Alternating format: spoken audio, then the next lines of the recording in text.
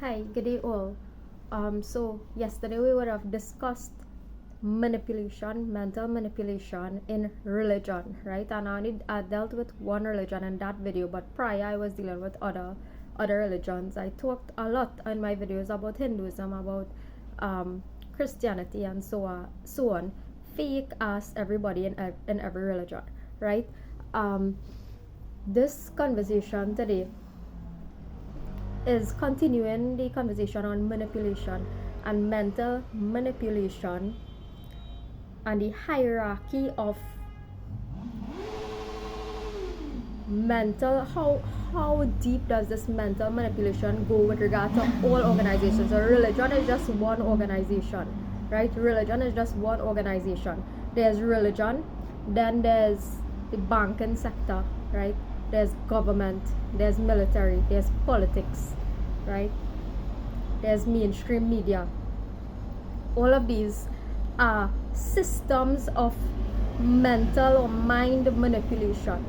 All of these systems or structures are structures of mental manipulation specifically designed to keep you within that mentally manipulated frame of thought, right? And a structure that is built the structure and the hierarchy that is ever present in these systems or these structures, the hierarchy or the authority that is present within these structures of control are opposing or opposite or antithetical to the rights of individuals as free thinking agents, right? I'll repeat that. The authority that is present within these organizations that I just mentioned, the authority or the hierarchical system, the authority, right? Because authority is based on hierarchy. You can't have human authority without having the ranks, the chain of command, right? So the authority or the hierarchy that is present within, say, government, within media, within the banks, right? The hierarchy or the authority that is present within these systems opposes, right? And I'm talking from experience as well, being involved in the dark occult, which is government, for many years of my life, right? The chain of command, the authority that is present, the hierarchy that is present within these systems is opposing to, it's opposite to, it's diametrically opposed to the notion of free will, and over time it erodes the free will of individual agents, and that is why society is descending into the state of madness, or has descended into the state of madness, where people do not know their rights, people do not know how to stand up for their rights, people don't know how to approach something. For example, I could steal information from you, right? I could steal knowledge from you, right? Knowledge that you put out into the world without asking you for consent, right? I could steal that knowledge, call it my own, right? And you haven't even contacted me as yet and been like, hey, well, I put out this knowledge in the world and you are presenting it as your own, right? Free will and standing up for your rights, right? Where is this notion, or how do you stand up for your rights, or take back that which is yours, or say, hey, this is knowledge that I created and I placed, right? And you are presenting this knowledge as if it is yours, right? And you're not saying nothing about that, right? Standing up for your rights, your property, right? All of these things. We live in a world where individuals are no longer capable of standing up for that which is theirs, or standing up against thieving, against theft, right? And that makes you, and frankly, that makes you a willing participant. If you are not willing to stand up for your own rights, right? If you are not willing to stand up for your own rights, right? It makes you a willing participant in the system of theft, of slavery, right? All these sorts of things, right? Anyhow, so today I want to introduce, will reintroduce the topic of the occult, right? Because all of these organizations I mentioned are part of dark occultism, right? So from the bottom of the hierarchy, which is like, say it's a bank, right? So cashiers at the bank system, straight up to the chairman of a board, of the banking board, right? So in my life, I'll come across people whilst working at the government, people who work in several boards. So they have the government job one, and then they get money from this board, that board, about 20 boards then, right? And again, payment and all the nice high level boards. This bank board chairman of this commission, that commission, right? Come across several people like that, CEO of this and then this board, that board, and each board. If you don't want to, if you're not getting money by being chairman on this board, you don't want to be in that commission. You want to be in the commission, you're getting stipend for. You want to be the chairman of the board that you're getting the most amount of money for, right? Such is the nature of the society that we reside in, right? Such is the nature of the society that we reside in, where money rules and runs everything in this world.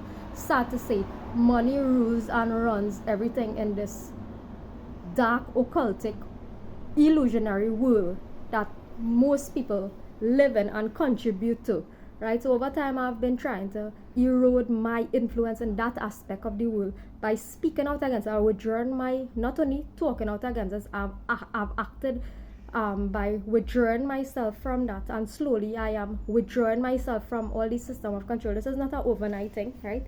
It's something that takes that, if you do have the appropriate measures in place, right? Or if you don't work towards having appropriate measures in place, right?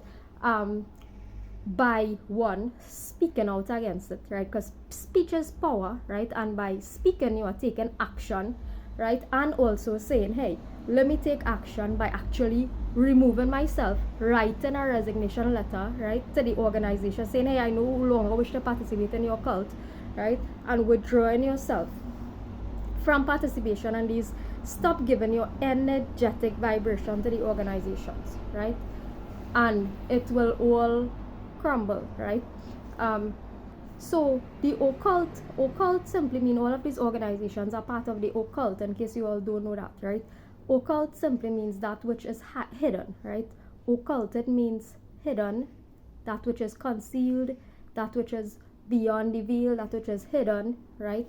So it is my third day in London. Day before yesterday, I went on a tour. It was a ghost tour in London, where I felt quite a bit emotional, because the tour guide was given a lot of stories about all the people who were executed, and we were shown churches that were built on graves, right? Churches built on graves and standing on graves where people would have been executed, buried, and people who fought in previous lifetimes for the sake of liberty, people who fought, seeing all the names of people who died and were executed in the name of standing up for human freedom and human liberty. And then you have churches resting on graveyards, right? And this is why I actually cried that night, and this is why I tell myself that I am committing myself to this path, right, which is the path of non-violence in this lifetime. And I've realized that throughout my life, there were a lot of people testing me, right? That's a lot of people come into my life, thinking I am one way, testing me to see how I respond to this, how I respond to that, right? But not everybody in my life are in a position to test me. In fact, based on my sacred relationship with God and the relationship I built over time with God, God would only allow certain people to test me, right? And God himself will actually test me when the time is right, or have tested me as whatever it be, right? But not everybody is allowed to test me, because once you try testing me, guarantee that you will also be tested in return, right? Once you have intentions to test me, right, or your intention is, when I am just being open and being liberal with you, right? If your intention in this lifetime is to test me, then you need to come online, bring yourself online, and teach the spiritual laws that govern the consequences for your behavior, right? Bring yourself online and teach the spiritual laws that govern the consequences for your behavior. And then you are in a position to say, hey, well, let me test to see if this person will stand up for me and stand up for God in the time and at a point in time when humanity is approaching its critical moment of choice, right? At a point in time when humanity is at the brink of approaching its critical moment of choice, right? So occult simply means hidden. Occult, the word occult means hidden. And what I've been attempting to do every day from last year into this year is bring that which is hidden into the light, into the forefront, right? Bring that which has been hidden into the forefront, right? By doing my videos, right? By teaching the things that I am teaching in my videos, right? So not many people in this world actually have an accurate understanding of that which the occult is. There are many, word occult has been subject to many misinterpretations. So for that ghost story that I went on, and the guy was telling us about this girl who is trapped between worlds, right? This girl who comes out in the middle of the night, right? Nice ghost stories in Farrington Station and so on. That's one of the train stations here. And people tend to see her in the middle of the night, right? And stories about Mary, right? Bloody Mary, right? And all these ancient stories, ghost and otherwise, right? Now, there was some stories he brought up, and I told him, hey, well, you know, I asked him if he know about the occult, and he didn't know much about it. But another lady was asking me, hey, well, asking me what was the information that I knew I had, and I was like, well, I came across some knowledge, you know, that people might not necessarily be aware of, and I asked her, I told her it's like occulted knowledge, and she was like, yeah, well, we all know what that is about, right? And in a kind of tone, you know, like people have this misinterpretation of the occult as something that which is dark only. Now, occult is both dark and light, right? Occult is both dark and light. You can have occulted knowledge, but it's how you utilize or wield that occulted knowledge that could have whatever influence you wanted to have in the world, right? How you choose to wield your occulted knowledge, right, is going to make the world of a difference in this world. Do you choose to utilize that knowledge for the sake of doing wrong deeds, or do you wish to utilize that knowledge for the sake of doing right deeds, right? Right deeds, that which is right, is engaging in an activity, doing anything you want insofar as it does not cause harm to other living creatures, or cause as little or least harm to other creatures as possible, right? Using the occult, for example, if you come across this knowledge and still continue to engage in practices that bring harm to others, or engage in organizations that you know, right? Engage in organizations that you know are not right, right? Or you know that, hey, these organizations are utilizing their power for wrong reasons, right? You come across this knowledge and still choose to say, yeah, boy, let me still make money off of this thing. Let me still, you know, whatever it be, right? Then let me choose to get a salary from this thing, right? Let me choose to make a salary, right? A monthly salary, yearly salary, right? Then and that's why I say, like, people who try to test me, right, sometimes won't realize that they are being tested in return, right? Because I know my intentions in my heart, and if I didn't know my intentions, I wouldn't come here every day making myself look like an ass to people who don't even understand these basic simple concepts, right? I wouldn't be coming here sacrificing myself, being a sacrifice myself, in putting myself in the public domain and teaching the things that 99% of you think is a joke or think is not real or an illusion, right? I wouldn't be making myself an ass coming and doing this after having a master's, 2 degrees, studying all my life, working in a job that people would have deemed respectable, right? But that job is in fact responsible for all the chaos in the world, right? A government job, right? I wouldn't be coming here if I didn't actually, I wouldn't be making myself a sacrifice, a living sacrifice by coming here and putting my voice out there, right? And putting that reality out there and putting that truth out there, despite what anybody else have to say about me, right? Despite what anybody else think about me, right? I wouldn't be doing that if it was not for a cause, right? If it was not for some higher purpose or some higher reasons, without caring, hey, I really don't care about how much people view this, right?